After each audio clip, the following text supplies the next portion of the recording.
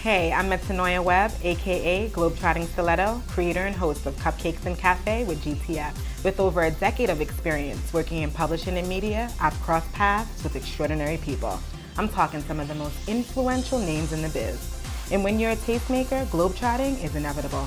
So I thought, what better way to find out the secrets that keep these visionaries at the top of their game than to chat over tasty cupcakes and a delicious cup of joe. Get ready for candid conversation and a few good laughs on Cupcakes and Café with GTF.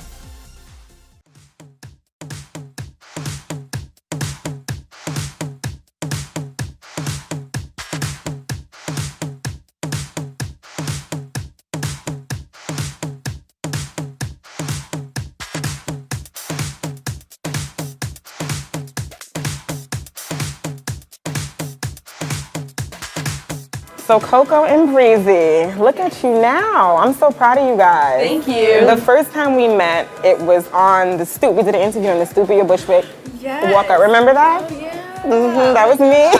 Wow. And now fast forward, less than 5 years, you guys are just kind of, your brand has grown tremendously. Yeah. Fashion magazines and celebrities love you guys. How does it feel? It feels like unreal because every day feels like a new day.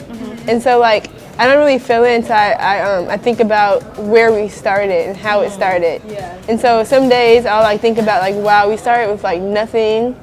We like had less than $1,000, had an idea, did not know where we were gonna stay, but we knew that we had something under our belt that was gonna be big and become something. So how are you able to stop yourself and really just kind of assess all of the success that you've seen thus far? Because sometimes when you're moving so fast, you forget to do that. So like I always tell people like that wasn't 5 years ago, isn't long, maybe even like 4.5 years ago. 4.5 years ago we were serving Chinese food at an Americanized like chain Chinese food spot and selling clothes at the Mall of America at a retail store. And you just picked up and left. Talk to me a little bit about that story, like your decision to move to New York and come to New York. Well, we thought we were grown when we were younger, so like seriously. So we started traveling to New York when we were 17 by ourselves without our parents. And how did they feel about that? Oh, our parents were supportive. Okay. So supportive. Yeah, because like the thing about Breezy and I talked to Dad. Like my dad yesterday, he told me, "I'm so proud of you girls. I'm so happy I raised you guys this way because they raised us to not put us in a box. Yeah. They weren't super strict with us. Yeah, they were very lenient, but then also we were very obedient. I think that when parents are lenient, the child has to be obedient as well. So that's what kind of gave us that one thing where they let us like do our thing, but then like for us, we were afraid to disappoint them. Right. You know, so like we were 13 years old and I was like, Mom, can I get my nose pierced?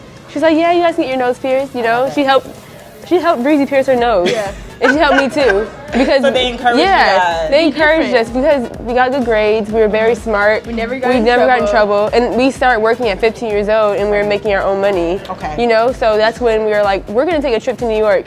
They can't say no, it's our money, you know? Right. And they were like, well, Mom and Dad, we're 17, but we're gonna have some 18-year-old friends with us. There's gonna be an adult, you know? So you guys are super talented. Thank you. Thank you. Uber creative. How does jet setting and traveling feed your creativity? How important is that for you guys? Traveling for us is like, okay, first of all, Let me tell you one thing. we like design a lot of our collections and like stories on the plane. Because in our head, like when we're on the plane, we feel like we're like on a spaceship, like traveling to planet C and B. Yeah. Our own person. Wait. The names of the planet is C and B. Yes. Tell me about this planet. So it's pretty much like our planet, obviously, and it's a world. I guess it's like a planet where you can feel like you can be yourself, and no one there really cares about how you look. You can be an individual, and so even though if we're going to another country, but in our heads we're going to like our planet. And we just like throw some music on our headphones and like we'll just either get to sketching or creating like a storyline to inspire us for like the next collection. That's dope. And so we love, we're very open-minded. So when we do travel, we're open to new cultures. Okay. Because you know, internationally, everyone has their own rules, their own ways of like doing things. And so you have to be open-minded. And we just get so inspired. Yeah. So what types of things are inspiring you when you are traveling? Is it what you see, what you do? Like how is that kind of meshed into what you're able to create? One thing that what really inspires us though is that when we travel, the way we like do our collections is that we get really inspired by like the culture, and then we create a storyline first, and that's what kind of gives us like the vibe of what the collection is going to be about. So talk to me about the new collection and the vibe of that. Okay, so the new collection is called Translucent Creatures. Okay. And what was inspired by that is we went to Cayman Islands about a year and a half ago. Yeah. And Breezy and I can't swim. For nothing. I can't even Coco float. and Breezy. Yeah. I can't even float. Breezy lies. She can float. No, I can't, Coco. She can float on her back. You're so embarrassing. I can't float at all. So I went in. Breezy and I are holding hands, and we have our like the snorkel on and like life jacket. I'm like looking, and I'm so scared, but I'm like, we went in, and we're like, look real quick, and then I couldn't enjoy it. I'm like breathing hard, looking, and I'm like, oh my gosh, wait. And then we're like holding hands, and then finally like Ace that worked with us, we're grabbing onto him. He has no life jacket on, but we're scared. We have life jackets on. We're both holding on to Ace because we're scared. And then I'm like, no, hold on. Let's just take our time and look at these beautiful fish. Okay, so the fish, what's so interesting is look at how these glasses have like reflectors. Yeah. In the ocean, you see all kind of pretty things like that's that. what So many different inspired by. fish, and like that's what it was inspired by. So then after that, we continued our inspiration, and we went to an aquarium, and that's how we got a lot of our colorways and like the names.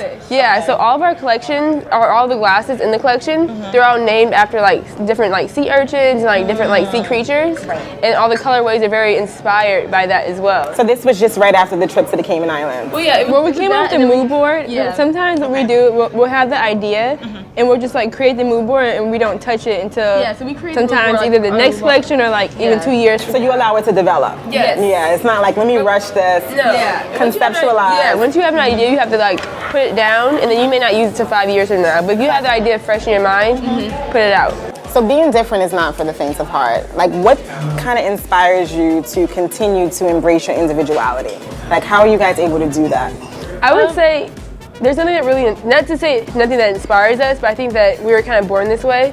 So it's not something that we try to do. It's something that like naturally, it's not forced. Like we naturally have been, you know, it trickles down to our parents. As kids, they allowed us to be different. Right. So now as adults, we like really embrace us being individuals where we don't have to force it, as opposed to like being in a box and not being able to be individuals, and then feeling like you have to like kind of rebel back and try to be an individual and try to be different. People don't necessarily understand it, so they may not accept it. Yeah, so how are you able to deal with that? Like maybe being the outcast? Oh, it was hard. When we were younger, it was hard because we got bullied, and like people made fun of us, and like they like stared at us, laughed at us, and that's why we used to always wear sunglasses, where it got to the point where we were so insecure. Like on the outside, we looked like we had all this confidence, but on the inside, we were like super torn apart. So even though you were embracing being different, it kind of can wear on you. Oh yes. Yeah. Definitely, definitely. And So the sunglasses protected you guys. Yes, like sunglasses give. Sunglasses on, I have a whole nother personality. Well, now I can talk. Like I can be more. Like before, we confident would now. not be able to like do eye to eye. Yeah. Because before we felt like we were traumatized that we thought anyone staring at us, you automatically, we were so defensive, we thought you automatically like were like looking that way. When really some people would stare at us because they are embracing their individuality, but we were just so like defensive, like why are you looking at me like that? And we would actually say that, like why are you staring? So we're gonna shift gears a little bit. I want to know your all-time favorite summer vacation. I've never had a vacation.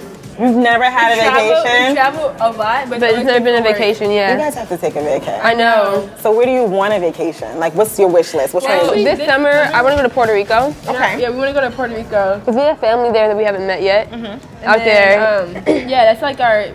And I don't want to bring my laptop, and I don't want to be on my phone. I just want to enjoy like the island. And absorb and remember. Yeah, exactly. So that you're able to use that. Because I know it's going to inspire you guys. Yeah, totally. So that's like where what we want to do. We want to take a vacation because after our long, like almost 5 years of working, like we've traveled a lot, but like a lot of our friends would think you guys are living, you're traveling, going on vacay when we're working. And we went to Cayman Islands, we worked every day. We did like 25 our interviews in, hotel. like, one day. Our hotel was on the island. The beach was like. It was beautiful. Right when you in the hotel, you walk outside. There's the beach. Did I touch that beach? No.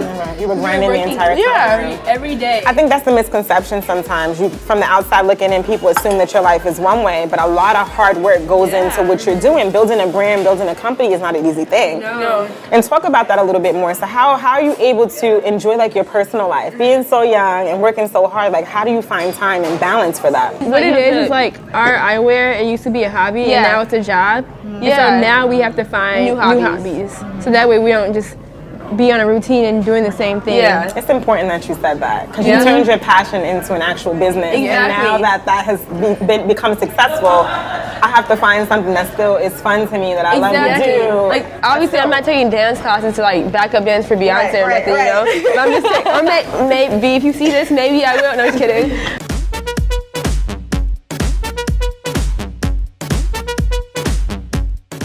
When you travel to like say somewhere like China, and the area that we stayed in was called Shenzhen, and so when we got to experience their culture, it kind of like, it's almost one of those things where like, wow, people live like this every day, so why am I going home and complaining?